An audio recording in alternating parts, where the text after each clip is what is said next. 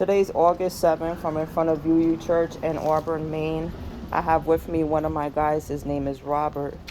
He's suffering so much, guys, and we just sat here with him for an hour or so talking, and he's going to share some of what he's going through in hopes that this gets in the right hands and someone helps him before he kills himself. Rob, can you please share some of the stuff you were telling me? That is from age 8 on been physically, emotionally, and sexually, I think, abused, and the doctors and stuff say that medically I can't take care of myself, and I need to be in either a nursing home or assisted living, and that I take top priority. But but every time I do, the people give up on me. They make it sound like I'm going to a place, and a day or two later, someone else comes in and shoots my hopes down, saying that I can't because I got too many medical issues that they're afraid and can't medically do anything for me. Uh, and every time I have my seizures or I fall and hit myself, every time I go to the hospital, they treat me like I'm nothing, and in just 2 or 3 hours, turn around and just set me loose and walk in the streets again. And people just don't understand that. The people in the power say that they're gonna help me. That they're concerned about my health and safety, but they don't do nothing. So people don't understand why I just wanna get the $20 worth of heroin and just go snort it and lay down and close my eyes. Yeah, peace. Can you tell us what you've already tried, Robert? Tell us what you've already tried. I've What tried. places you've gone to. I that common ties. I got a case manager that says that she's not going to give up on me, and the top priority to get me off the streets as quick as possible. But it's been almost 2 weeks since I've heard from her. My doctors tried to call her and won't return calls.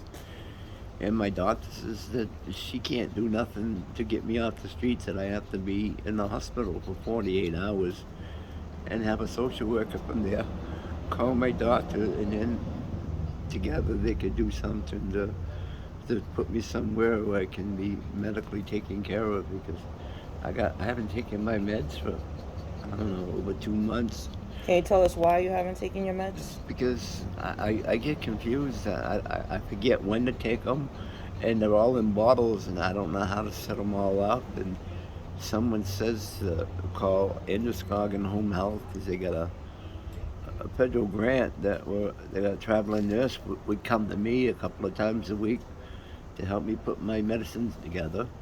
But I called them, and they said that I got to get it through my doctor, and but my doctor doesn't call to make the referral, so I just carry them around with me, and people are saying that it's deadly for me or not good because I don't take all my meds. It's like, no, I don't know. I got long and short-term memory loss, and it's like everywhere I go, they just, they get my hopes up and then shoot it down. It just make me feel like, my life don't matter. So, and I tell them, I can accept that. I'm okay with it.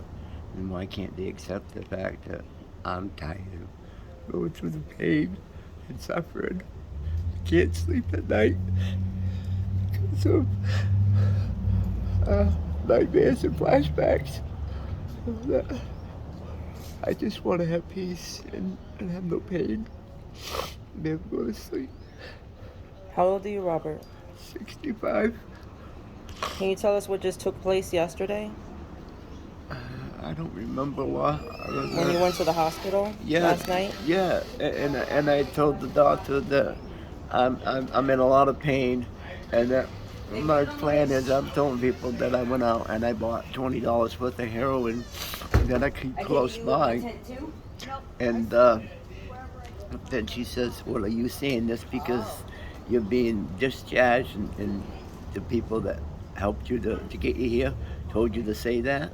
And I says, "No." I says, "That's how I feel. I'm tired of hospitals I go to, most of the time they think I'm faking my seizures for attention, you know. And when I start breathing for times, they say, "Oh, he's just holding his breath to make it look good." And I told my neurologist that once, and he says that that's unprofessional of him, because when he first saw me, I was unconscious for 2 days in intensive care. And he says you can't fake that. And it just seems like, that's how all the hospitals and the nurses and stuff, that's how they treat me. Wow. And so last night when you went to the hospital, um, did it? Did you think you were gonna stay? No, I knew I wasn't gonna. That's Yeah. why I tell people that if Fresco wants to see me, that's fine.